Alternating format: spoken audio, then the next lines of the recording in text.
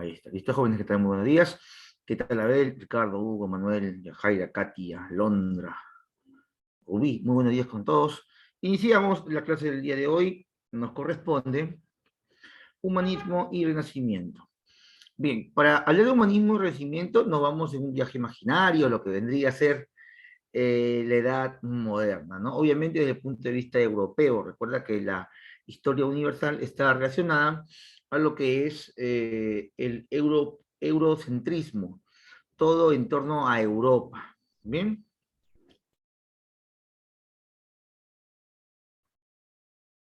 Menciona que aquí la Edad Moderna, dice aquí, se inicia con la toma de Constantinopla, ¿no? Menciona aquí en ubicación temporal, se extiende desde la toma de Constantinopla en el año de 1453, y también otra fecha posible es el descubrimiento de América en 1492. A ver, vamos a discutir un poco estas dos fechas, 1453 y 1492. Dejamos de compartir, te ponemos aquí una pizarrita y menciona que ¿no? La edad moderna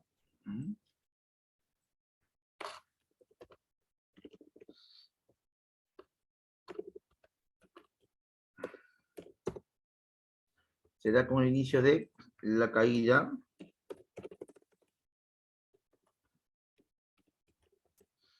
de Constantinopla en el año de 1453.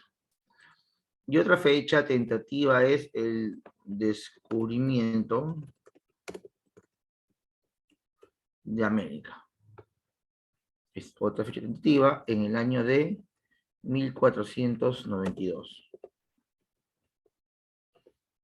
¿Qué fecha le pondrías tú a la Edad Moderna? ¿Cuándo inicia realmente? ¿Por qué decimos 1453 y otros dicen 1492? Bien, recordemos que dentro de lo que es la historia universal, las fechas no son exactas, ¿bien? No podemos decir en este año, en este día, inició la Edad Moderna, o acabó la Edad Media, o comenzó la Edad Contemporánea. Las fechas son simplemente referencias, ¿bien? Pero ¿qué ocurre en 1453 para que los historiadores digan que aquí comienza la Edad Moderna? Aquí cae Constantinopla. ¿Y dónde queda Constantinopla? Esto queda en la actual Turquía. Y es una frontera natural entre Europa, y Asia, y muy cercano o está frente a las costas africanas. Entonces, es un lugar estratégico para el comercio, donde el dominio y el control lo tenían los europeos. Si este punto estratégico, como Constantinopla, cae en manos enemigas o cae en el poder de los árabes u orientales, este punto de comercio provocaría grandes cambios en la economía de Europa. Y sabemos que cuando hay un cambio económico, cambia la historia, porque toda la historia está en torno a movimientos económicos. Ya cuando tú veas que algo cambió una historia, no es por motivos como a veces nos enseñan en primaria, ¿no? Que dicen que por la religión, que por el patriotismo. Eso no existe, chicos, en la vida real. En la vida real no existen los héroes. No existen los héroes. O sea, no existe la persona que da la vida por un sentimiento. O sí existen, pero no se les puede llamar héroes. Llámalos como quieras. No son héroes. Locos, aventureros, tontos, como quieras.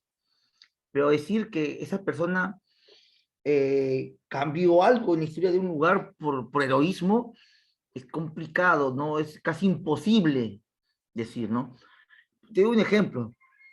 José Gabriel Condorcanqui. Decir que él peleó por la independencia del Perú es algo primarioso. O sea, estás en cuarto de primaria o quinto de primaria, con la Miss Rossi que te enseña con manzanitas y peritas, bueno, te creo que me digas que Tupac Amaru es un héroe, que él peleó por la independencia. No quiero hablar mal de él, pero, porque ya todos de chiquitos nos han dicho, oh, es un héroe. Pero en realidad, Tupac Amaru pelea porque hubo una reforma económica llamada las reformas borbónicas, donde le quitan muchos territorios, le quitan muchos esclavos, le quitan beneficios tributarios y le imponen impuestos. Túpac Amaru, José Gabriel Condorcanqui, no pelea porque amaba el Perú. El Perú no existía en aquel tiempo. Existía el virreinato del Perú, pero no el país ni la República Peruana como tú, como donde tú has nacido, o como te han hecho creer, ¿no? Cuando dicen, ¿cómo no te voy a querer si es mi país querido que me vio nacer? Cuando ves el partido de fútbol y crees que cuando el Perú gana, el Perú es mejor, ¿no? Porque la televisión vende eso, ¿no? Vende patriotismo falso. La gente piensa que porque de un partido de fútbol es más peruano, o porque sabe la letra del Sambo Cabero es más peruano. Esas son ridiculeces y cosas primariosas, te voy a decir. Uno tiene que demostrar sus acciones o tiene que ser coherente con lo que hace y con lo que dice. Claro, porque muchos lo que dicen, ay, que el Perú, que mi Perú, que lo amo, es el primero que sale a la calle y paga una coima, o es el que bota basura a la calle, o el que no cumple las leyes, ¿no? Hay tantos casos, chicos. Pero bien, todo cambio en la historia es por economía. No existe otra cosa más. La economía mueve todo. Tu vida está en torno a la economía. Así es, y se matan entre ellos.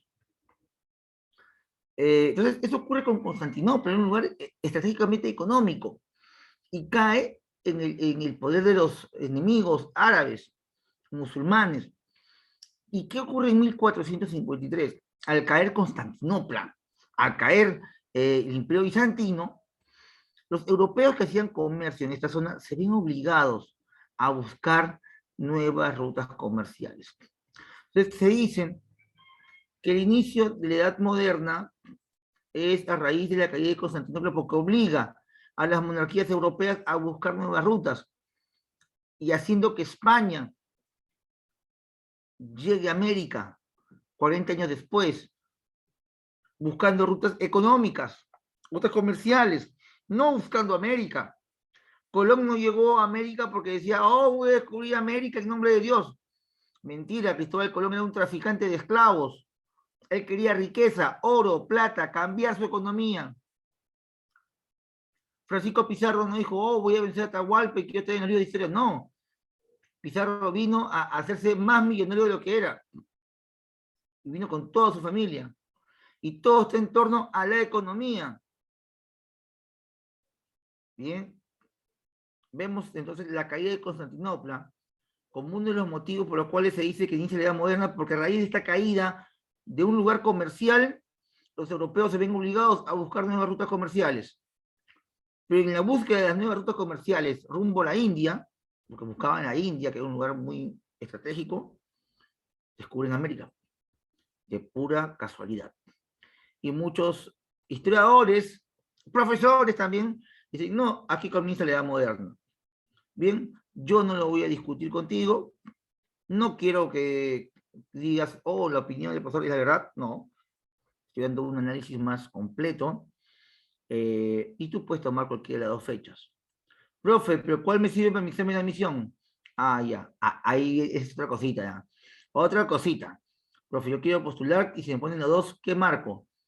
Ya, papi, no te compliques la vida. Tú vas a marcar caída de Constantinopla e inicia la Edad Moderna. Profe, ¿por qué no descubrimiento de América? Porque esto es una opinión. El descubrimiento de América es una opinión de muchos historiadores, pero no es algo oficializado. Sin embargo, en los libros de historia vas a ver este dato. ¿Sí? ¿Quedó claro? Bien. Te comento, estudiante, futuro universitario. En la historia no hay nada al azar. En la historia siempre hay una causalidad, así como en la geografía con sus principios geográficos, igual. Hay una causalidad. Todo está en cambio constante. No hay nada que haya caído del cielo. Con la caída de Constantinopla, muchos señores que vivían en esta zona, que eran los señores del Imperio Bizantino, si su pueblo cae, ¿qué tienen que hacer? Tienen que huir, ¿correcto?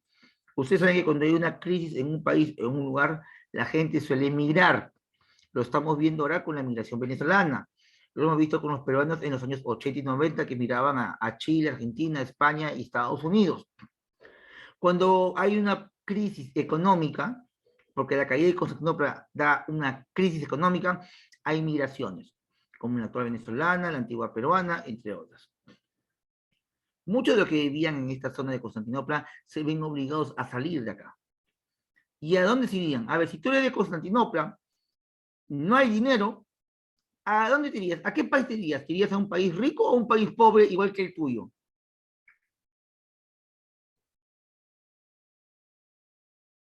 ¿A dónde te irías? A un país rico. Profe, ¿y por qué los venezolanos vienen a Perú si el Perú es un país pobre? No sé quién te engañó. El Perú no es un país pobre. El Perú es un país rico. El Perú tiene una de las mejores economías de toda Sudamérica. Así te digan que no, que la economía de Chile es mejor. ¿Qué? Están locos. Aquí en Perú hay mejor economía y más trabajo. El que no consigue trabajo es porque no quiere. Entonces, el Perú es un país, claro que sí, es la moneda más estable. A mí, imagínate que tanta es la estabilidad del Perú en la actualidad que hasta con el presidente que tenemos, que es un cero de la izquierda, la economía se ha mantenido. Pero, profe, han subido las cosas. Claro, pues tienen que subir, pues estamos en medio de una crisis económica mundial. Sin embargo, nuestra moneda sigue muy bien. Bien, así es. No, si libre comercio, me queda ahí. Bien, entonces las migraciones son consecuencia de estas crisis económicas y muchos de estos señores se van a países ricos. Para 1453, el país más rico, uno de los más ricos, o la región más rica, no país porque no existía el país de Italia. Italia no era país. Italia era un conjunto de reinos. Estaba el reino lombardo, estaba el reino napolitano, estaban los estados pontificios de la Iglesia Católica Apostólica Romana, había muchos reinos. Y la gente de Constantinopla comienza a migrar a Italia. Hace un instante te mencioné que los señores de Constantinopla migran por la crisis económica. Recuerda que Constantinopla es una ciudad fundada encima de una ciudad llamada Bizancio, porque el nombre real de Constantinopla es Bizancio. Y por historia universal, tú tienes que saber que Bizancio era una ciudad de nacionalidad griega. Bizancio era griego. En Bizancio hablaban el idioma griego. Creían en los dioses griegos. Llegan los romanos y le llaman Constantinopla, cambian de nombre. Entonces, si Constantinopla es lo mismo que Bizancio, sabrás tú que ahí hay muchas tradiciones griegas. Por lo tanto, en Bizancio, que había en algún tiempo una economía muy buena, hubieron personas que guardaron cosas de lujo. Cuando uno tiene poder adquisitivo, se puede comprar algunos lujos, ¿no? De repente tú más adelante te compras tu iPhone 14 Plus X Alpha, no sé qué sé yo, y es un super lujo. Te compras tu anillo de oro con pepitas de diamante o qué sé yo, con estalactitas, con piedras preciosas. Y lo haces porque tienes una buena economía. En Bizancio, la riqueza se veía mediante la cultura. Y muchas de las personas de Bizancio que eran adineradas y que ahora tienen que emigrar, guardaron algo más importante que el oro y la plata. Guardaron conocimientos. Y guardarían entre sus pertenencias los antiguos libros romanos y griegos, la cultura greco-latina, llevando entonces en su migración de Constantinopla a Italia grandes libros de griegos y romanos. Como consecuencia, esta cultura griega que llega a Italia va a dar inicio a una corriente filosófica cultural, producto de la mezcla de estos caracteres culturales. Aparece el humanismo y el renacimiento. Pregunta clásica que viene en el examen de admisión es, ¿dónde nace el humanismo? Tu respuesta es Italia. Pero si la pregunta fuera, ¿dónde inicia el humanismo? Tendrías que marcar Constantinopla, porque ahí se inicia todo. Ya luego llevan, ¿no?, sus conocimientos ahí también. Acá vemos una línea de tiempo con algunos pensamientos importantes desde el humanismo hasta la Ilustración. Vemos que el humanismo se desarrolla entre el siglo XIV, XV, y vamos a decir que el Renacimiento llegó hasta el XVI. 15, 14, 15 y 16. Humanismo y Renacimiento. El humanismo sí es 100% del 14 al 15, pero del 15 al 16, vamos a anotarlo.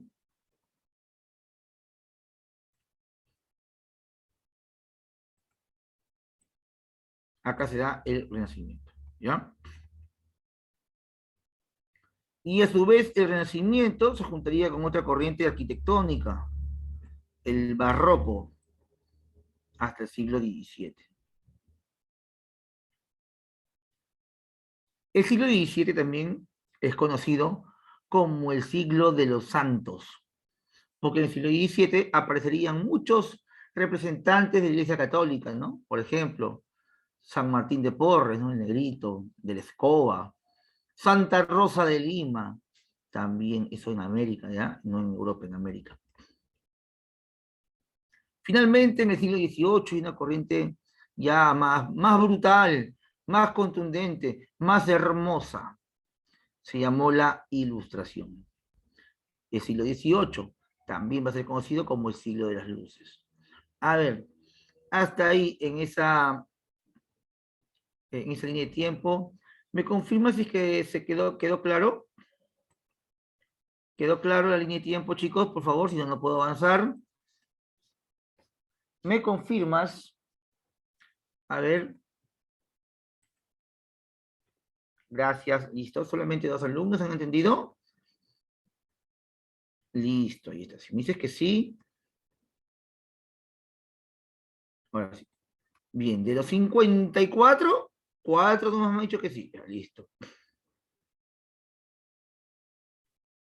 Así es, ya, pero eso corresponde, Génesis, a lo que ya es literatura, ¿no? Y es algo más específico. En el caso de la historia, son corrientes mucho más generales, mucho más grandes, que abarca parte de historia, literatura, abarca arquitectura, óleos, todo. Así es. Sí, está bien, Génesis, eso es, sí. Pero también aquí en historia yo no voy a algo específico, voy a algo así, súper general, porque hay mucho más detalles. Está bien. Borramos esto, dame un segundito. Mm.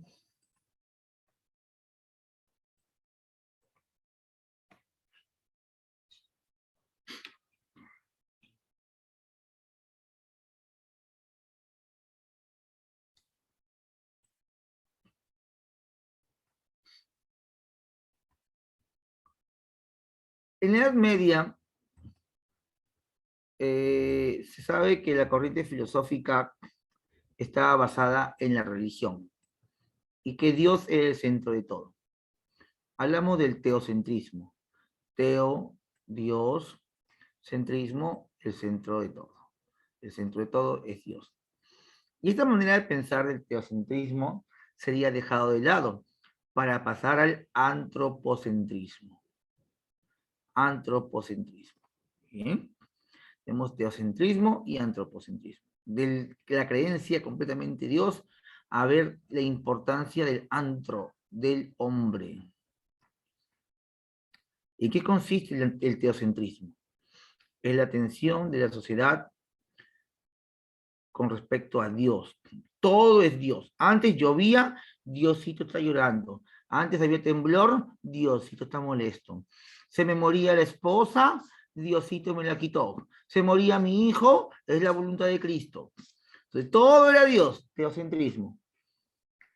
Pero ya con la edad moderna esto cambia, ¿no? Y el antropocentrismo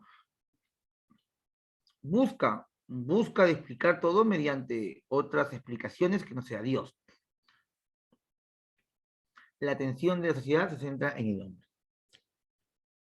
En el teocentrismo medieval, vemos que el hombre era considerado como un pecador necesitado de salvación. El hombre necesita de Dios. Bueno, eso es relativamente, ¿no? Cierto. Mientras que en el antropocentrismo moderno, vemos que se descubre la alta dignidad del ser humano, dotado de alta capacidad intelectual para aclamar muchos misterios del universo. El hombre comienza a pensar.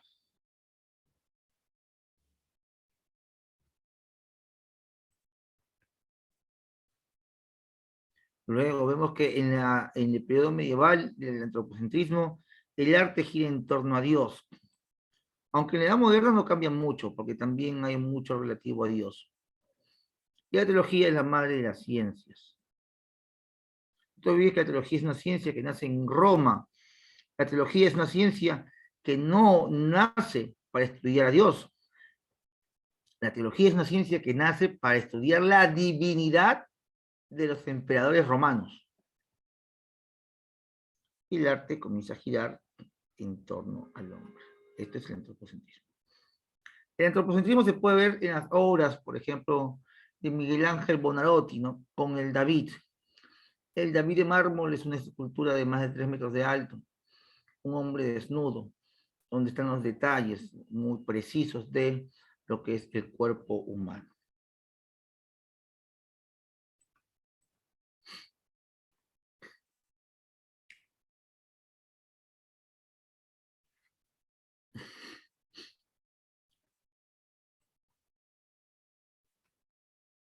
Menciono aquí el humanismo.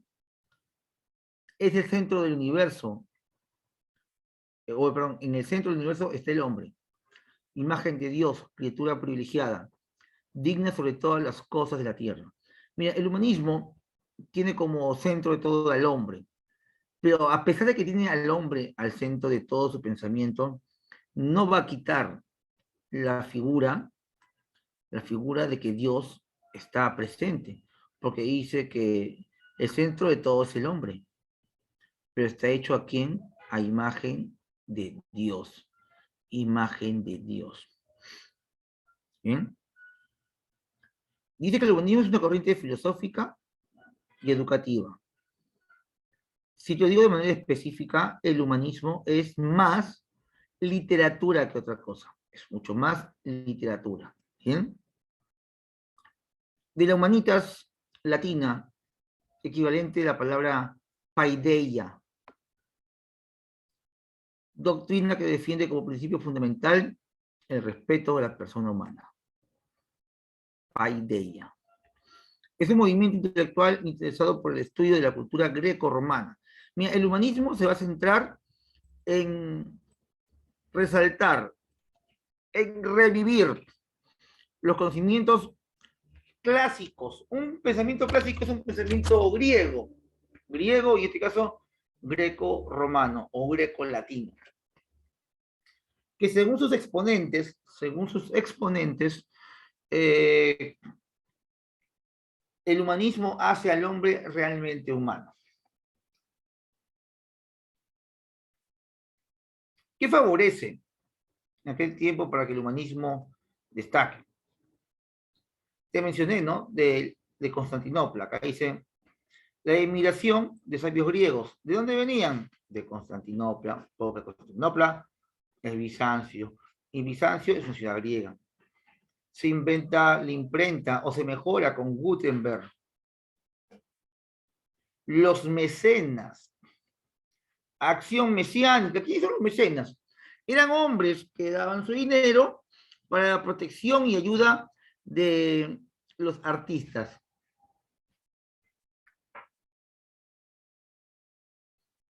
Y surgen las universidades y las escuelas.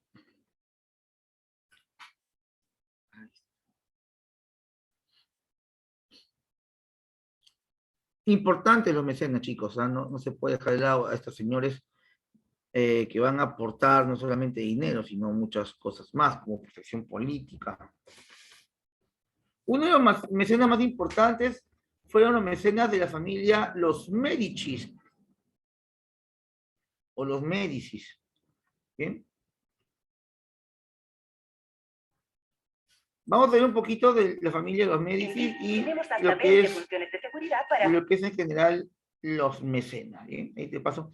Y los mecenas no solamente ayudan a los humanistas, sino también van a ayudar a los renacentistas. Aparte de los Medici, también estuvieron los papas, que fueron grandes mecenas. Vamos a compartir ahí, dame un segundito.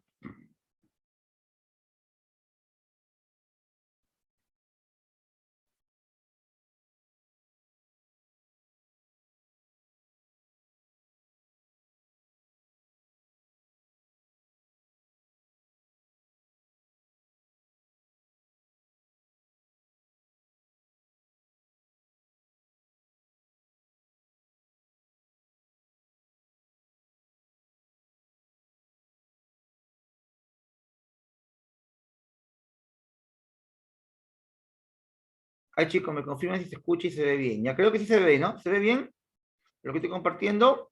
Dime sí o no. Listo. Voy a poner el audio y si no se escucha, me escribes al toque por el chat. La Florencia del siglo XV y XVI fue el epicentro del Renacimiento. Figuras legendarias que dejarían su impronta en la pintura, la escultura y la arquitectura. Tendrían como sede de su genio las calles de la capital de la Toscana. Pero tras este auge estuvo una familia de banqueros que con su fortuna hicieron que todo esto fuera realidad. Por esto hoy veremos los Medici, mecenas del Renacimiento.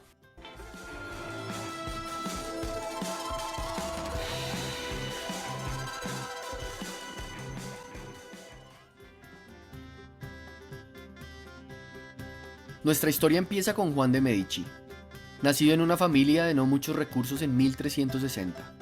Tuvo un modesto local de lanas.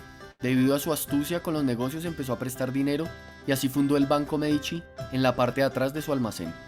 La fortuna llegaría cuando a su puerta llega Baltasare Cozza. Este hombre tenía posibilidades de una carrera en la iglesia. Juan brinda su apoyo y el dinero suficiente que lo llevarían al papado.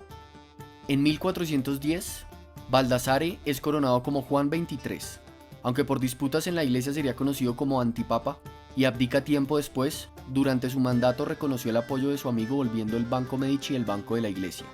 Los siguientes papas seguirían usando sus servicios. La familia Medici ya empezaba a dejar huella en la historia. Juan empezó a patrocinar artistas para ganar mayor reconocimiento. Con su hijo Cosme de Medici dieron apoyo al gran Brunelleschi, un arquitecto que encontró en la antigüedad inspiración para hacer arcos magníficos, inventar la perspectiva en la pintura y emprender la obra de ingeniería que pondría a Florencia en la boca del mundo, el Domo, que le hacía falta a la Catedral de Santa María del Fiore, una obra tan colosal que la parte superior de la bóveda central no se había podido realizar. Con la muerte de Juan, Cosme de Medici asumirá el liderazgo de la familia. Debido al capital adquirido por los bancos, los Medici estaban logrando un poder tan grande que amenazaba a la familia que dirige Florencia, los Albizzi. Estos lograron arrestarlo en 1433 acusándolo de malgastar los fondos del pueblo. Cosme, con su dinero pudo comprar su libertad, aunque fue expulsado de la ciudad y se fue a vivir a Venecia. Seguía teniendo amigos en Florencia con los que estaba en contacto. No duró alejado mucho tiempo. Un año después, ante la falta de dinero en la ciudad y la mala administración, Cosme fue llamado para regresar y tomar el control. Desterró a sus adversarios y así empezó el mandato de la familia Medici. Gracias a sus filiales por Italia y en el extranjero de sus bancos, el poder de los Medici traspasó las fronteras. Con la terminación del domo de la catedral, Florencia se volvió el epicentro del Renacimiento, patrocinando a escultores y pintores de la talla de Donatello. Todos querían visitar la ciudad para ver las magníficas obras que adornaban sus calles. Cosme murió en 1464, instaurando una dinastía que, a pesar de no ser de cuna noble, marcaría una época en Europa. El siguiente en la dinastía fue Pedro de Medici, hijo de Cosme, que debido a sus enfermedades no duró mucho en el poder. Al no ser tan respetado como su padre, vio cómo sus enemigos se hacían más fuertes. Sufrió de un intento de golpe de estado de un caballero cercano a los Medici, que se alió con el duque de Ferrara, pero Lorenzo, el hijo de Pedro, logró salvar a su padre. Lorenzo de Medici tomó el control de la familia cortada tras la muerte de Pedro en 1469. En su mandato fue el mecenas de grandes artistas de la talla de Sandro Botticelli, Leonardo da Vinci, Giuliano da Maiano y Miguel Ángel. Debido a sus excelentes relaciones diplomáticas extendió el Renacimiento, llevando a estos artistas a las distintas cortes de Europa. Fue conocido como el Magnífico, pero no estuvo libre de enemigos. Los Pazzi, una familia rival, hicieron una conspiración para tratar de asesinarlo en 1478 durante una misa de domingo.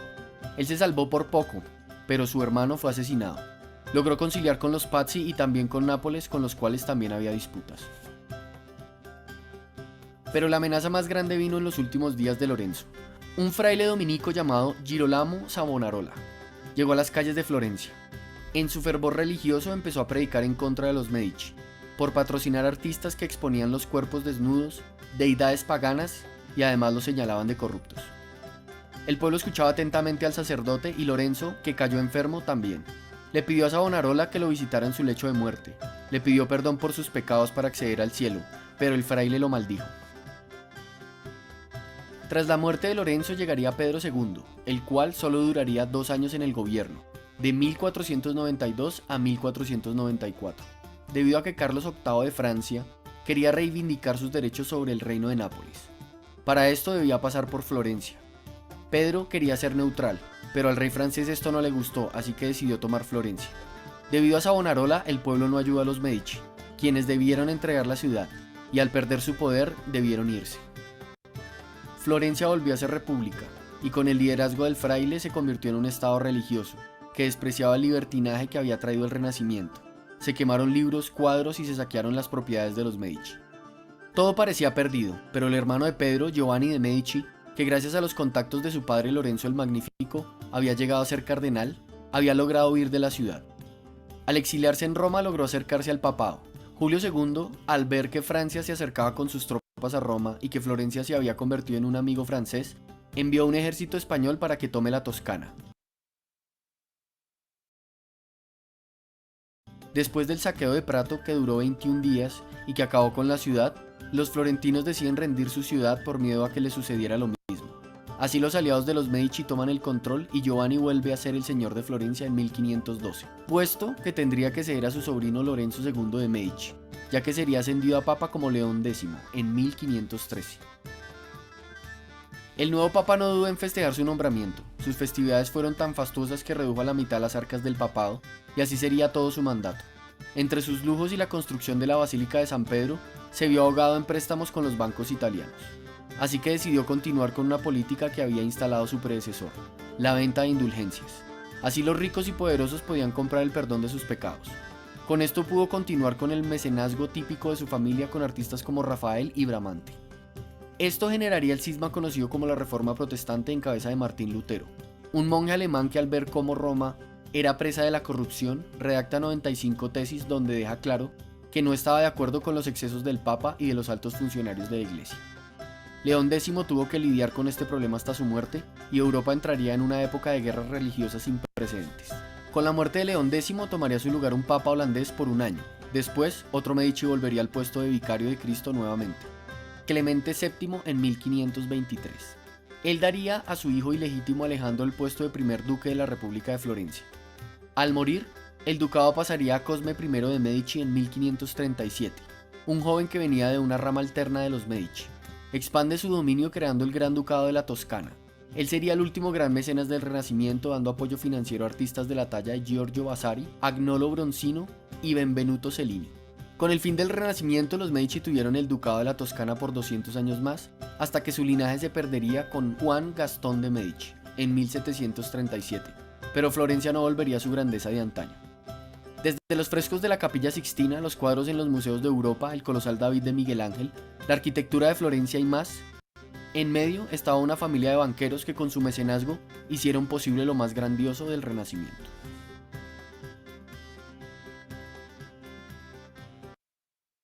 Bien, ahí tenemos, chicos, ejemplos de lo que son los mecenas, que no solamente era gente adinerada, ¿no? También vemos ahí, sobre todo, religiosos, los papas, ¿no? La parte oscura del papado, ¿no? La corrupción que ellos han venido llevando a lo largo de su historia. Bien, aquí están las características. Un segundo. Bien. Bien. Surgió en el siglo XIV en las ciudades-estado italianas. Sus características menciona que el humanismo, estudio de obras literarias de la antigüedad clásica grecorromano. Los humanistas dominaban el griego y el latín. difundido sus ideas en universidades y academias. Son de gran importancia. La experiencia y la razón como mecanismo de conocimiento y transformación de la realidad. Sacan de lado lo que vendría a ser la religión y comenzaría esto llamado la secularidad. No te olvides que la secularidad es dejar de lado la religión. Se establece en la base de la ciencia moderna y se expande en casi toda Europa. ¿Quiénes van a potenciar el humanismo? Vemos aquí la invención de la imprenta en 1445 por Juan Gutenberg en Maguncia, Alemania. Luego la caída de Constantinopla es súper importante en 1453, que va a provocar el éxodo, es decir, la migración hacia Occidente, es decir, Italia, de los sabios bizantinos, aquellos que hablaban griego y latín. Las universidades que se iban creando, al igual que las academias, donde se desarrollaban actividades de investigación.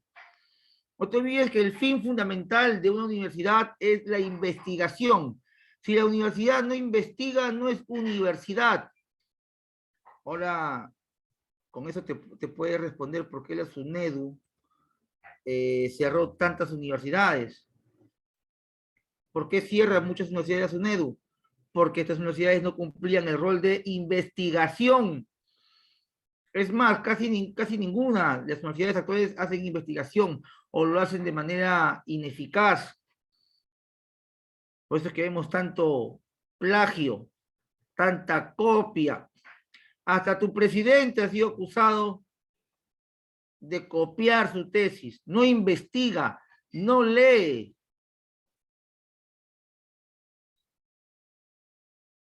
Objeto de estudio: el hombre y la naturaleza, como objeto de la ciencia, la filosofía y las artes, abandonándose el teocentrismo medieval por el antropocentrismo renacentista. Esto es lo mismo.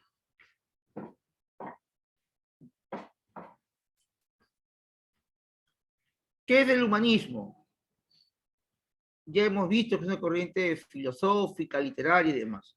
Pero además es burgués, se da en las ciudades, no se da en los campos, no es rural.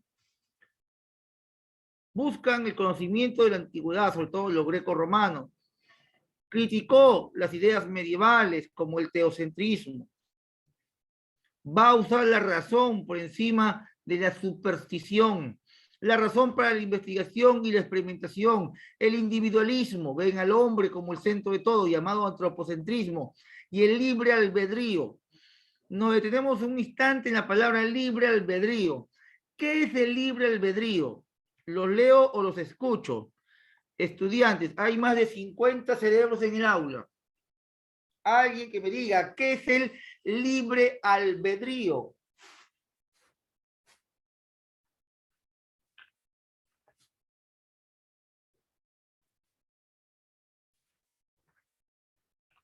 Muy bien, Cristian. Muy bien, Ricardito. Muy bien, Rocío. Los tres tienen, Génesis me dice, todos tienen una idea, porque todos me dicen que es la libertad, en creencias, en pensamiento, el libre en acciones. El libre albedrío, muchos dicen que es la libertad de elegir lo que uno quiere. Bien. Pero te comento y te decepciono y te desilusiono. El libre albedrío no es elegir lo que uno quiere. El libre albedrío se basa en elegir no siempre lo que uno quiere. Porque a veces uno se obligó a elegir algo, ¿no? Mamá, yo quiero un iPhone 13. Y mamá viene y te dice, no, cómprate tu Samsung A20 o tu Samsung A10. Tienes que elegir. Y no necesariamente lo que tú quieres, pero tienes que elegir. Es el libre albedrío. Ahí está, ahí me ponen por interno. De diferencia entre libertad y libertinaje. Mira, la libertad es la opción que tiene todo ser humano para elegir de lo bueno lo mejor. ¿Ya? Tienes muchas opciones en la vida. Nuestra compañera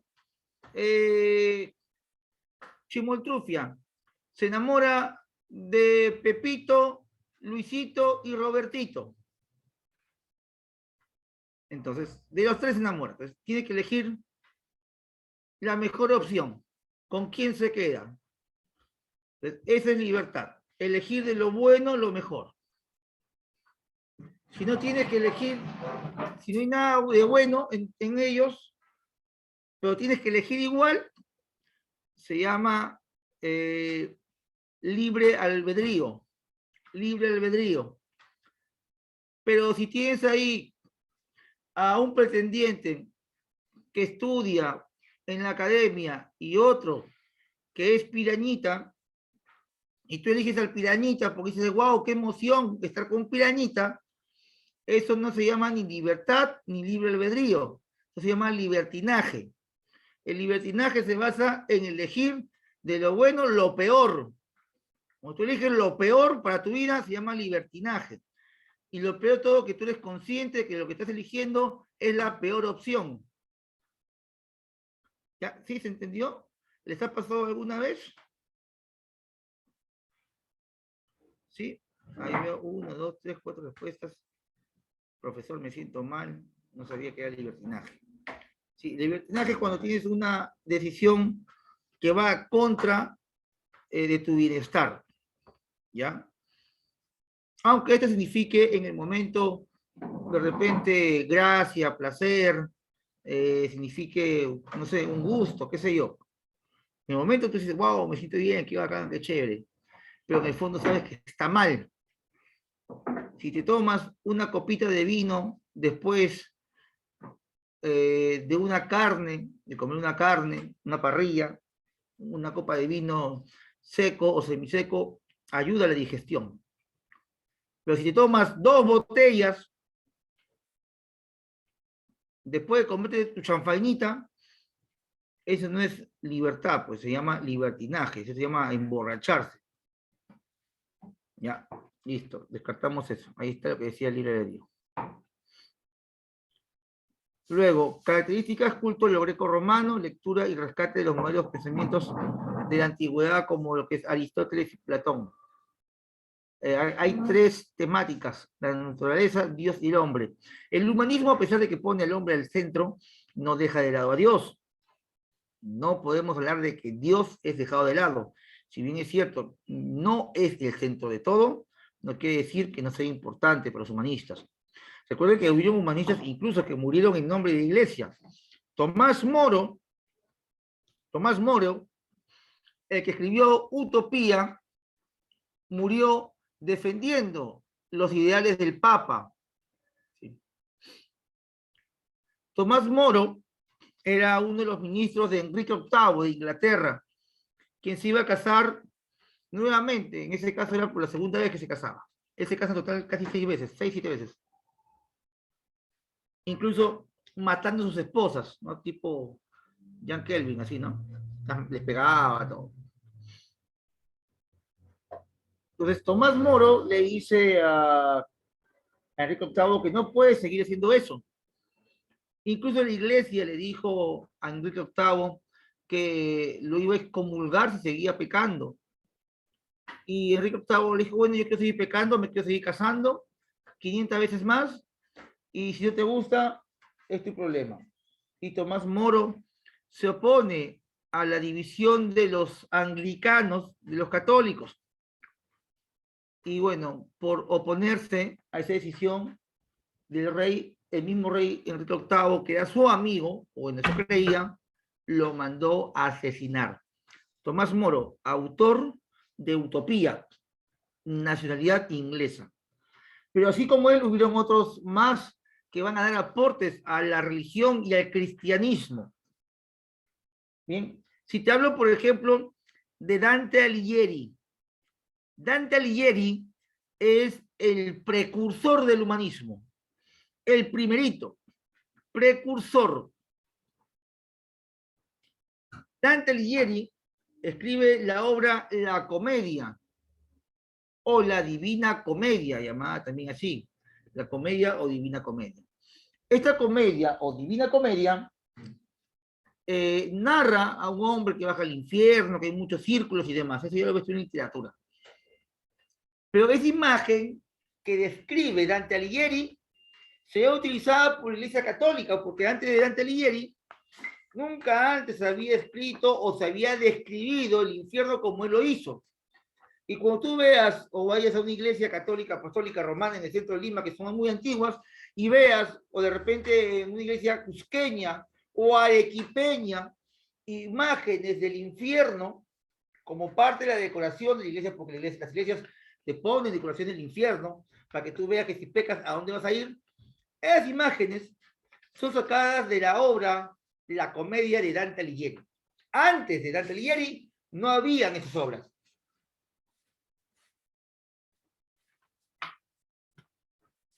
Incluso si te vas a la Catedral de Lima, ahí vas a ver muy grande una obra que hace referencia a los círculos del infierno. Esa es una invención de Dante Alighieri. Eso no lo inventó ni la Biblia, ni el Papa, ni Jesús, nadie. Eso lo hizo Dante. Luego tienes, bueno, y Petrarca es otro también importante, ¿no? Francisco Petrarca, también italiano. Él es considerado el padre del humanismo. Padre del humanismo. Su obra, Cancionero, o Rimas a Laura. Normalmente estos hombres dedicados a la literatura, al romance, dedicados a soñar con lo más hermoso que puede ser la vida, tienen una musa inspiradora. En el caso de Petrarca es la señorita Laura. Pero si te pregunto, estimado cachimbo, estudiante, preuniversitas, dime, ¿quién es la musa inspiradora de Dante Alighieri? ¿Quién inspiró a Dante Alighieri? Una mujer muy conocida. Lo has visto en el colegio, me imagino. A ver, veo el chat. No te paltees. Ahí está Cristian, excelente. No voy a decir el nombre, pero sí, Cristian me ha respondido bien. Muy bien, Alondra. Ustedes son vergonzosos, mandan por privado. Muy bien. Muy bien, Alondra, muy bien, Cristian. Esas mujeres. ¿Alguien más me quiere enviar o desean que le diga el nombre? ¿Cómo se llamó la mujer que inspiró a Dante Alighieri? Ya voy a seguir el consejo de Cristian y de Alondra. Muy bien, Rocío. Su Katia me mandó el apellido. Muy bien. Beatriz. Beatriz se llamó. Beatriz. La que inspiró a Dante. ¿Bien? Pero no es el único. Nuevamente te repito, hay otros más. Nicolás Maquiavelo habla en la obra El Príncipe. Ahí está Ricardito, su ángel. El Príncipe, ¿no? Donde habla de los principios de la política. La política como una ciencia oscura, una ciencia maquiavélica, ¿no? De engaño. Vamos a ver un segundito aquí.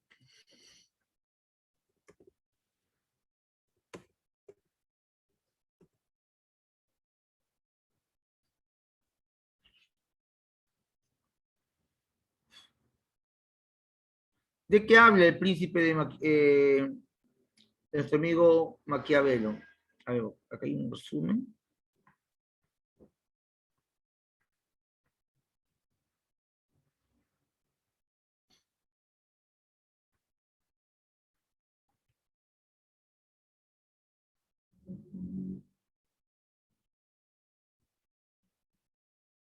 Bueno, este tema de Maquiavelo, bueno, en la academia y hace años, cuando era estudiante, me apasionaba mucho, ¿no? Eran cosas que nunca había pensado que podían existir y que ahora no puedo dejar de verlo. A ver, veamos eso, un segundo.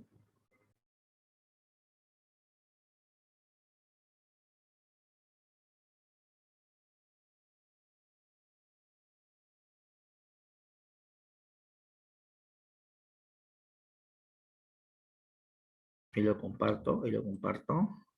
Así es, el fin justifica los medios, ¿no? Es algo que no estoy de acuerdo.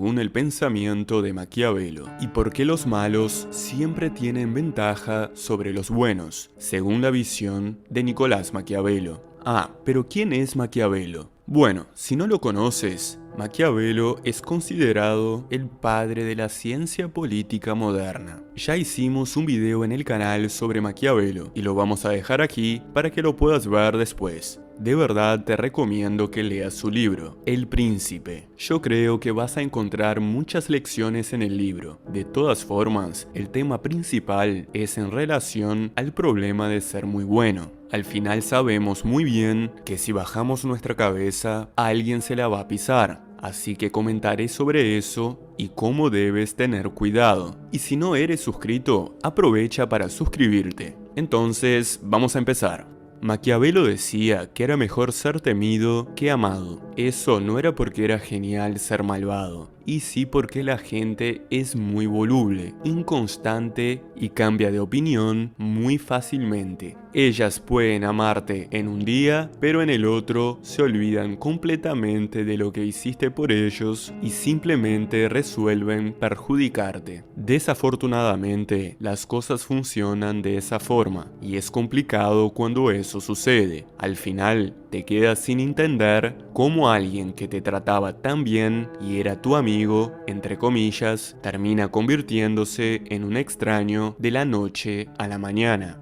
Pero el mundo funciona de esa manera, y por más difícil que sea entender, también es muy lógico. La mayoría de las personas quieren sentirse superiores a los demás. Ellos no quieren que estés más adelantado que ellos, o que logres cosas antes que ellos. Eso sucede porque la mayoría está llena de egoísmo, corrompidas por ese sentimiento tan decadente. Pero la ironía es que muchas personas dicen que el egoísmo es deshumano, pero creo que en realidad es uno de los sentimientos que más representa al ser humano. De todos modos, Maquiavelo trabaja con esta lógica a través del poder. Aquellos que te apoyan cuando llegas al poder y te admiran, según él, pueden muy bien derribarte, ya que en el fondo quieren el poder que conquistaste, y es por ese motivo que Maquiavelo dice que es mejor ser temido que amado. Si eres temido, la gente dudará antes de intentar perjudicarte, pero el amor no les impide de hacerte daño. De hecho, en el momento que decidan traicionarte, se olvidan de todo el amor que sintieron por ti. El pensamiento de Maquiavelo, en resumen, es ese, créelo. Y la verdad es que tiene toda la razón. Cualquier persona que tenga un poco más de experiencia de vida pasa por ese tipo de experiencia. Alguien que decía amarte tanto termina tratándote como un extraño más adelante. Y si eso no te ha pasado todavía, diría que es mejor que te prepares, porque sería mucha suerte que no te pase. Pero Maquiavelo trata este tema teniendo en mente el poder. Pero si te pones a analizar, esto sucede en general. Solo el hecho de que ingreses a la universidad y consigas un buen trabajo, ya empiezas a atraer envidia de las personas, porque ellas siempre quieren estar más adelantadas que tú, como dije antes, pero el 90% de las personas que conozcas en tu vida estarán corrompidas por el egoísmo. Pero ahora te puedes preguntar, ¿cómo puedo escapar de eso? Bueno, te confieso que a veces es difícil vivir en este mundo, porque es muy difícil tener que afrontar un duro camino hacia el éxito y luego escuchar a la gente decirte tonterías de cómo lo lograste o cómo manejas ese éxito, u opinar sobre tu vida sin saber absolutamente nada. Pero la Bien, vamos a dejar un rato a Maquiavelo, ya veo que te sientes mal, wow, tanta maldad en el mundo, pero eso es la realidad, eso es lo que ocurre. Siempre que tengas un éxito o te vaya bien en algo, van a haber personas, ¿no? Que van a desear, no van a desear lo que tú tienes, ¿ah? O sea, no, la gente no desea lo que tú quieres, lo que tú tienes, sino la gente desea que tú no lo tengas. Ya, es lo que dice Maquiavelo. O sea, la gente que es corrupta no dice, ah, me gustaría tener el celular que él tiene. No, no, no. La gente dice, ojalá que se lo roben, que no lo tenga. en la naturaleza humana. Lo dice Maquiavelo.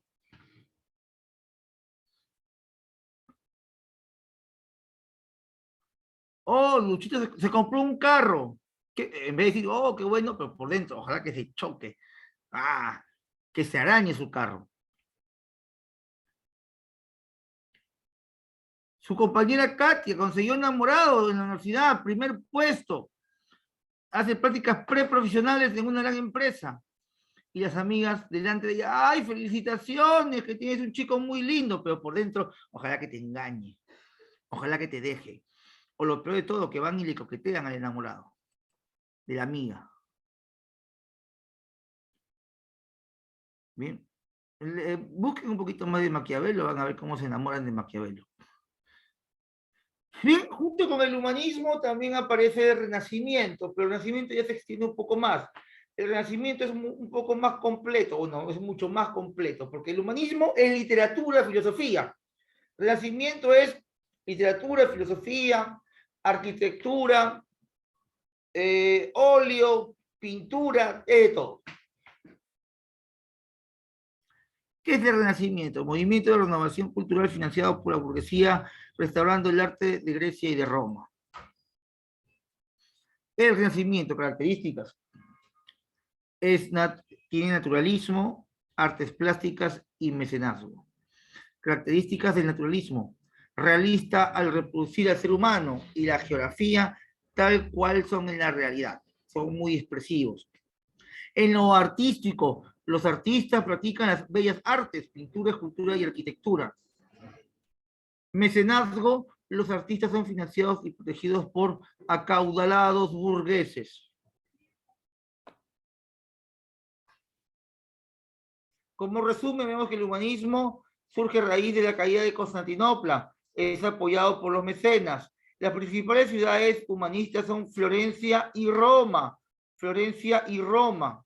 Y luego un promotor del humanismo vendría a ser la imprenta de Gutenberg. Con respecto al Renacimiento, vemos desarrollo de artes plásticas. Esa obra que se ve en la parte superior izquierda es, voy a señalarlo mejor, de repente no lo ves igual. Esta obra se llama La Escuela de Atenas, creada por Rafael Sanzio, mientras que la de acá se llama El David. El David. Con el David y otras obras más renacentistas, se va a dar una importancia al cuerpo del ser humano, dejando de lado lo que son los motivos religiosos. Hay un culto a la belleza, libertad de pensamiento, inspiración en la cultura greco-romana.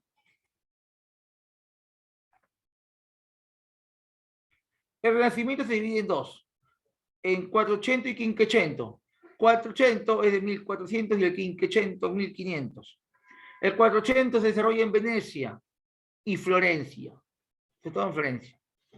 Y el 500 en Roma. Acá vemos algunas de las obras más importantes. Aquí está El nacimiento de Venus, obra creada por Sandro Botticelli.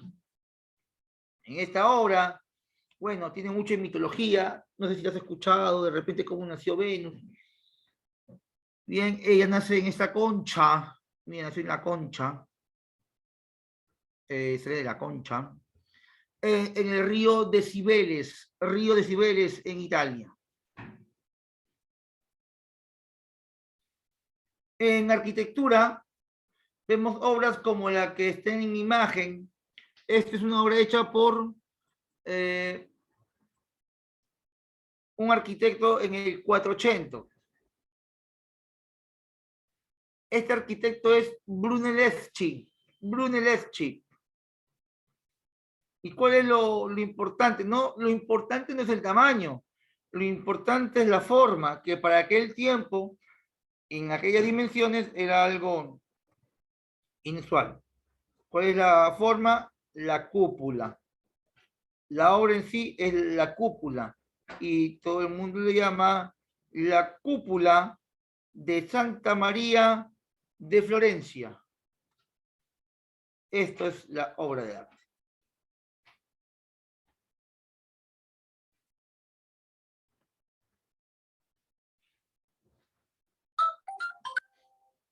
En el 480 también hay otras obras importantes, ¿sabes? No lo tengo aquí, lo voy a compartir.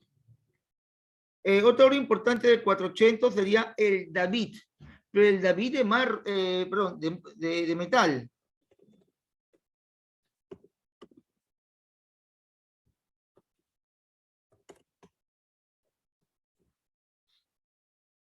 El David de bronce, hecha por Donatello. Vamos a ver aquí un poquito. A ver. ¿Cómo es el David de bronce?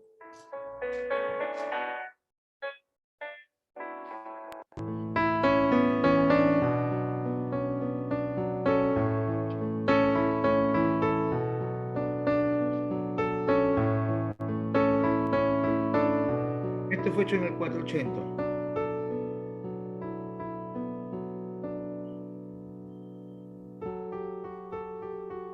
Un David, ¿no? De poca musculatura, no tan opulento, pisando en la cabeza de Goliat. ¿Sí? ¿Ven el detalle? No es una roca, es la cabeza, una cabeza.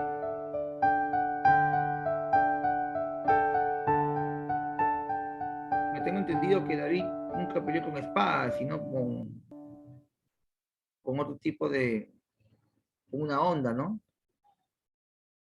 Bueno, un vídeo para comentar. Y acá hay un video comparativo del David de Donatello. Recuerda que Donatello es 400 y Michelangelo Buonarroti es del 500. El David de Donatello es mucho más pequeño, 1,5 metros aproximadamente. El David de Michelangelo es de 3 metros.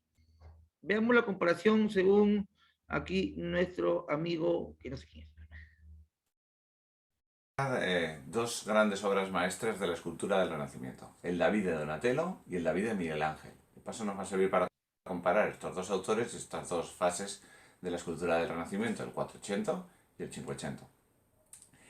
Las dos eligen el David, los dos son florentinos y eligen el David como tema. Tenía mucho significado en Florencia la historia de David contra Goliat, porque para Florencia tenía el significado de la ciudad pequeña que con astucia derrota a una gran potencia, a una figura grande como era Goliat, ¿no? Florencia había ganado una guerra contra Milán y para ellos representaba pues, el logro de la victoria del pequeño y astuto contra el grande y poderoso, ¿no? De ahí que fuese casi como un símbolo nacional en Florencia la historia de David contra Goliat. Vamos a analizar las dos esculturas. La estatua del David de Donatello es una estatua hecha en bronce, primera diferencia, bronce frente a mármol, en 1440. Está hecha a tamaño más o menos natural y elige a un David preadolescente, con una belleza ideal, idealizada, que nos lo muestra pues ya triunfante. Ha triunfado sobre Goliat, le ha cortado la cabeza con la espada y está ahí pues, chulo, orgulloso de su logro, ¿no? Si os dais cuenta es el primer gran desnudo en bronce desde la antigüedad, entonces utiliza el contraposto, el bronce muy pulido, las proporciones perfectas, y ese gesto de sonrisa medio ambigua y difusa del personaje. Lo toca con este sombrero, un sombrero típico de los campesinos florentinos, como también como una señal de identidad nacional florentina. En los pies vemos la cabeza de Goliat y en la mano que tiene flexionada junto a la cadera esconde la piedra con la que ha derrotado a Goliat, ya que le ha tirado la piedra con la honda y le ha dejado inconsciente antes de poder cortarle la cabeza, ¿no? Fijaros por contraste el David de Verrocchio, de la misma época, de mucha peor calidad, ¿no? No es de la misma perfección técnica que el David de Donatello, aunque nos lo representa casi exactamente en la misma postura y en el mismo momento, ¿no? de la acción. Miguel Ángel es evidente que conocía el David de Donatello como precedente, ¿no? Pero va a crear esta gigantesca obra maestra que es el David de Miguel Ángel, una de las grandes obras de la historia de la escultura. Había un enorme bloque de piedra de mármol de Carrara, de más de 5 metros, en torno a 6 metros de altura, y nadie se atrevía con él. Y llegó Miguel Ángel con esta fama que le había dado ya el haber hecho la Piedad y convirtió esta obra en el gran emblema de la ciudad de Florencia. Ahí estaba luciendo junto al Palacio Vecchio, en la Plaza de la Signoria de Florencia. Primero nos llama la atención el mármol, el contraste con el mármol respecto al bronce, ¿no? El tamaño es muchísimo más grande, no es de tamaño real, ¿no? Una figura de más de entre 4 y 5 metros de altura, más el pedestal muchísimo más grande, ¿no? Elige el momento previo a la acción, es decir, la tensión previa a la acción. David está preocupado mirando con el ceño fruncido a ver cuándo va a tirar con la honda, ¿no? Que es lo que tiene sujetando con la mano flexionada. Entonces, para esto inventa ese concepto que hemos dicho de Miguel Ángel tan importante, el concepto de terribilità, esa tensión previa a la acción, esa preocupación justo antes de tirar la piedra y la honda, ¿no? Nos llama la atención lo maravillosamente bien que está representada la anatomía humana, ¿no? Elige al David adulto, no es un David preadolescente, es un David adulto ya que parece tener 20 y pico años, ¿no? Con unos detalles anatómicos perfectos, ¿no? Tanto en la proporción como pues, en las venas, en los tendones por debajo de la piel, ¿no? Que parece que ya lo vimos en la Piedad, que estaba casi como vivo el mármol, ¿no? Y introduce también correcciones ópticas. Tanto la cabeza como la mano están ligeramente más agrandadas para que el espectador, viéndola desde una perspectiva desde muy abajo, en la plaza, pues pudiese compensar y no viese la cabeza demasiado pequeña, ¿no? Está pensada para ser vista desde abajo hacia arriba, ¿no? Desde un lugar muy cercano, ¿no? Entonces, una gran obra maestra de la historia de la escultura, ¿no? Una belleza idealizada, una belleza perfecta, con esta aportación de la terribilità, ¿no? Y evolucionando desde la referencia del David de Donatello, que también era belleza ideal, pero en tamaño real y en bronce, ¿no? Mucho más estilizado y mucho más idealista, ¿no? Luego más adelante este mismo tema será recogido por Bernini y la escultura barroca, pero hará la acción en el momento de realizarse la acción y con diagonales, con mucho más desequilibrio y con mucho más, introducción de mucho más violencia y movimiento, ¿no? Más típico del barroco, ¿no? Así que un gran tema que evoluciona en todo el Renacimiento y todo el barroco, el tema de David contra Goliat en grandes genios de la historia de la escultura. Bueno, con esto dejamos este.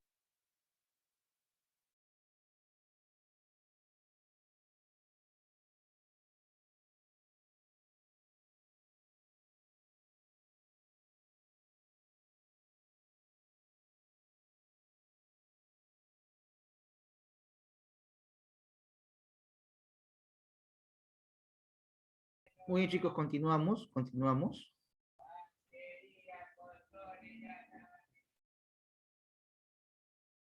A ver, parece que hay alguien distraído. A ver, continuamos. Vemos aquí el renacimiento cultural. Vamos a eliminar el chat por un momento. Hay alguien que está hablando con un espíritu chocarrero.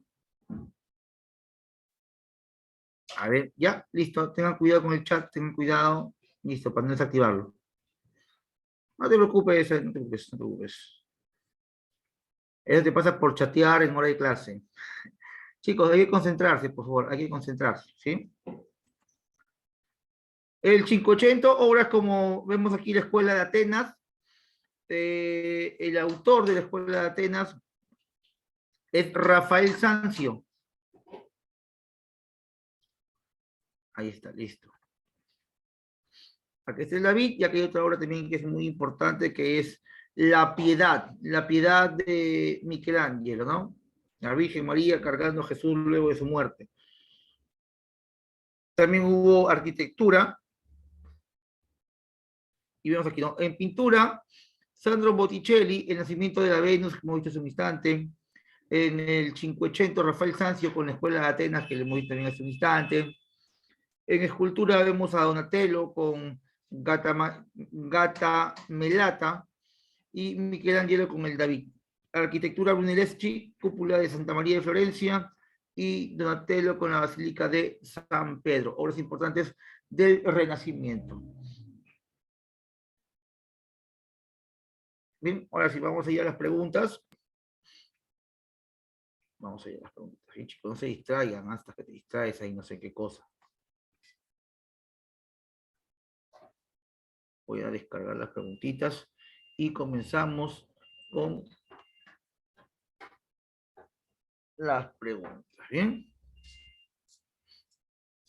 Creo que hasta ahí no ha habido mayor dificultad, no hay dudas, todo está claro, ¿no?